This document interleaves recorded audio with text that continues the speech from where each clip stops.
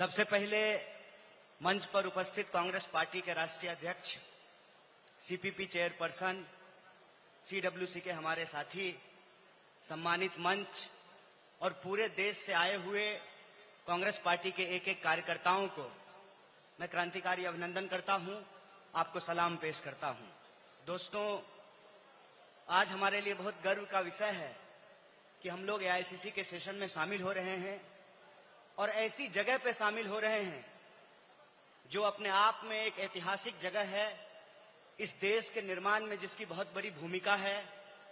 और हम गुजरात में ये एआईसीसी सेशन इसलिए कर रहे हैं कि गुजरात में स्वतंत्रता आंदोलन की जड़ है।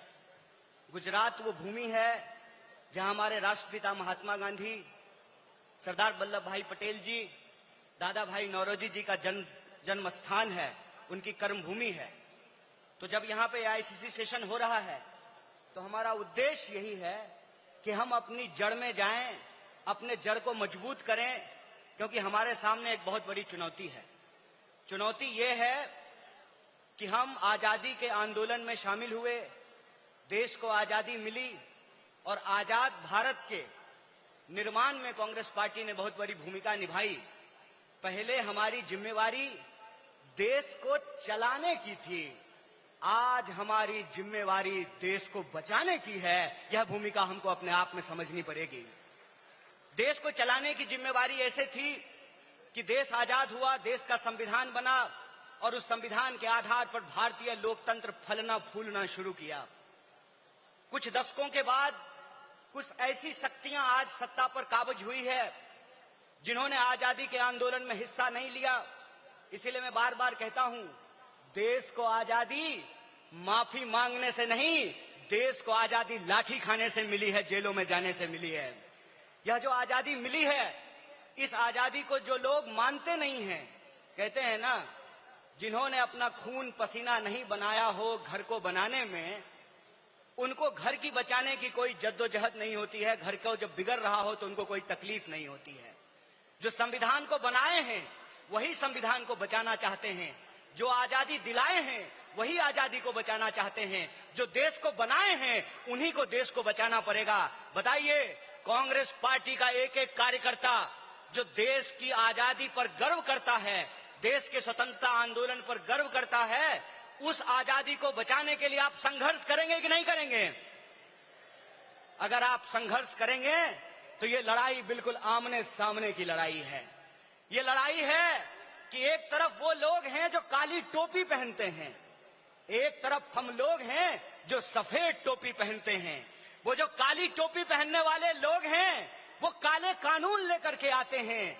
हम सफेद टोपी पहनने वाले लोग जो हैं वो गरीबी का अंधियारा मिटा करके, बेकारी का अंधियारा मिटा करके हम रोजगार का अवसर लाना चाहते हैं। हम अन्याय को समाप्त करके सामाजिक, आर्थिक और राजनीतिक न्याय लेकर के आना चाहते हैं। इसीलिए आज जब मैं आपके बीच में बोल रहा हूं तो सबसे पहले जो ड्राफ्ट है रेजोल्यूशन की, मैं उसके समर्थन में बोल रहा हूं। और यह जो न्याय पथ है जिसको लेकर के हमारा संकल्प है कि इस न्याय पथ पर हम चलेंगे, और न्याय पथ पर चलने का मतलब यह है कि देश में कहीं भी अन्याय होगा, चाहे वो अन्याय दलितों के खिलाफ हो, चाहे वो अन्याय गरीबों के खिलाफ हो, चाहे वो अन्याय पिछड़ों के खिलाफ हो, चाहे वो अन्याय आदिवासियों के खिलाफ हो, महिलाओं के खिलाफ हो, किसानों के खिलाफ हो, मजदूरों के खिलाफ हो, किसी भी भारतीय के खिलाफ अगर कोई अन्याय होगा तो उस काली टोपी वाले अन्याय के खिलाफ हम सफेद टी शर्ट पहन करके राहुल गांधी जी के बताए रास्ते पर चलेंगे।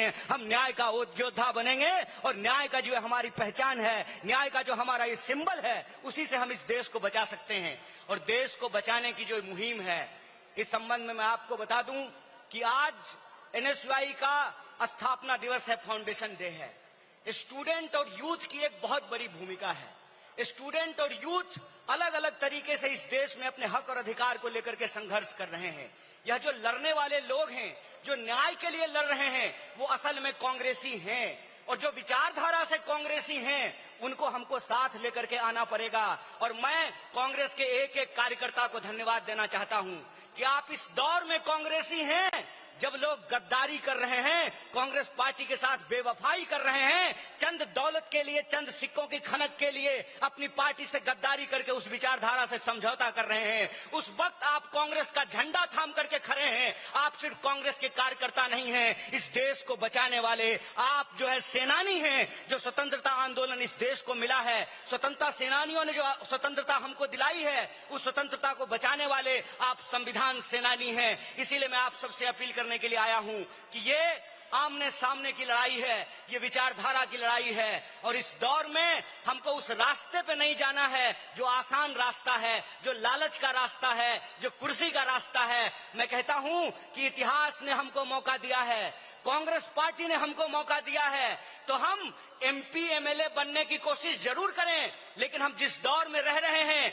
ये वो दौर है कि हमारे सामने एमपी एमएलए बनने के अलावे गांधी बनने का अवसर है, भगत सिंह बनने का अवसर है, सरदार वल्लभ भाई पटेल बनने का अवसर है, सुभाष चंद्र बोस बनने का अवसर है, एनी बेसेंट बनने का अवसर है, अंबेडकर बनने का अवसर है। इसीलिए मैं अपने कांग्रेस पार्टी के एक एक कार्यकर्ताओं को एआईसीसी के इस मंच से कहना चाहता हूं कि यह जो रेजोल्यूशन है, यह रेजोल्यूशन कागज पे लिखे हुए कोई शब्द नहीं है, यह संकल्प है, और उस संकल्प पे हम समर्पण के साथ चलेंगे, संघर्ष करेंगे, और संघर्ष करेंगे तो इस विपरीत परिस्थिति में हमारी जीत सुनिश्चित है। मैं देखता हूं कि कई बार कांग्रेस के कई कार्यकर्ता निराश हो जाते हैं, तो मैं उनको कहता हूं कि ये वक्त निराश होने का वक्त नहीं है, यह अपनी काबिलियत साबित करने का वक्त है, यह अपनी विचारधारा को साबित करने का वक्त है। और जावेद अख्तर ने बखूबी इस बात को लिखा है कि इस मुल्क में दो आवाजें हैं, इस मुल्क में दो आवाजें हैं। इस मुल्क में एक वो आवाज है जो दंगा कराना चाहता है, खून खराबा करना चाहता है,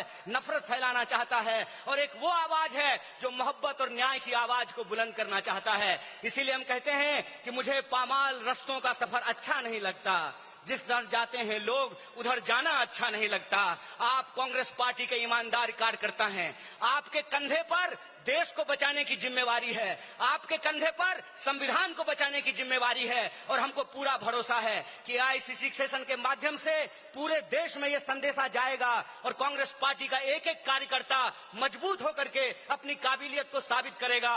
वह पथ क्या, पथिक कुशलता क्या, जिस पथ में बिखरे सूल न हो, नाविक की धैर्य परीक्षा क्या, जब धाराएं प्रतिकूल न हो। इस प्रतिकूल समय में कांग्रेस पूरे दमखम के साथ उस काली विचारधारा के खिलाफ, उस काली टोपी के खिलाफ टी शर्ट पहन करके लड़ेगा, और यह टी शर्ट का जो सिंबल है वो न्याय का सिंबल है। उस अन्याय के खिलाफ हमको इस न्याय की आवाज को बुलंद करना है। मुझे पूरा भरोसा है कि आईसीसी सेशन से निकल करके हम अपने जिलों में जाएंगे, अपने बूथों पर जाएंगे, और समाज में, देश में जहां कहीं भी अन्याय होगा, हम कांग्रेस पार्टी बन करके, कांग्रेस का कार्यकर्ता बन करके, गांधी का सिपाही बन करके गोडसेवादी विचारधारा को परास्त करने का काम करेंगे। बहुत बहुत शुक्रिया, बहुत बहुत धन्यवाद। इनकलाब जिंदाबाद, जय हिंद, जय कांग्रेस। एक बार जोर से आवाज बुलंद कीजिए। यह आवाज साबरमती आश्रम से दिल्ली के तख्त तक पहुंचनी चाहिए। जय हिंद, जय हिंद, जय कांग्रेस।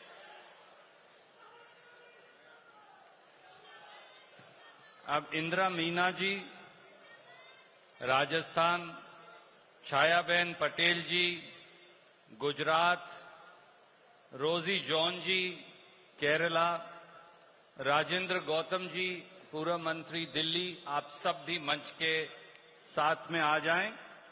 और अगले स्पीकर को अनुरोध है, भूपेंद्र मेहती जी एआईसीसी मेंबर मणिपुर, आप आएं और संक्षिप्त में अपनी बात कहें।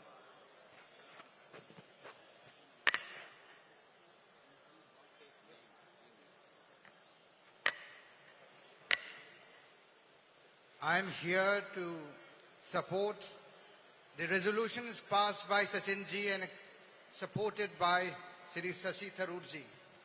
Well, my friends, I have come from Manipur. Who does not know Manipur today? For the last almost 2 years, there's a turmoil in Manipur.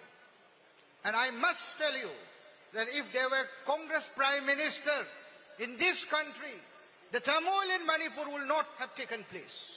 The Prime Minister chose not to visit the state for the last almost 2 years. At the time when the clock ticks 2 a.m. in Lok Sabha and 2:40 a.m. in Rajya Sabha, the President's rules got extended without having a proper and lengthy debate on Manipur. Friends, Bharat Joro Nyaya Yatra began from Manipur. It went to Mumbai. It was led by the Congress President Mallikarjun Kharge ji and Rahul ji. Rahul ji visited thrice in Manipur, but this Prime Minister Modi hasn't visited Manipur. Not only he hasn't visited Manipur, his own office, the Prime Minister's office, has chosen deliberately to remain silent on Manipur. We would like to ask, why is it so?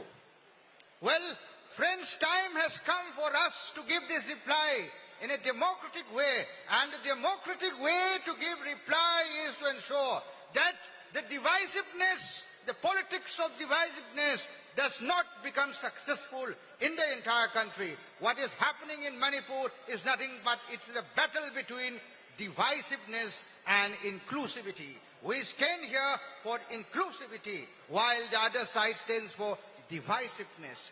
To you all, I am indeed very grateful, and indeed I am proud to be a member of this great family called Indian National Congress.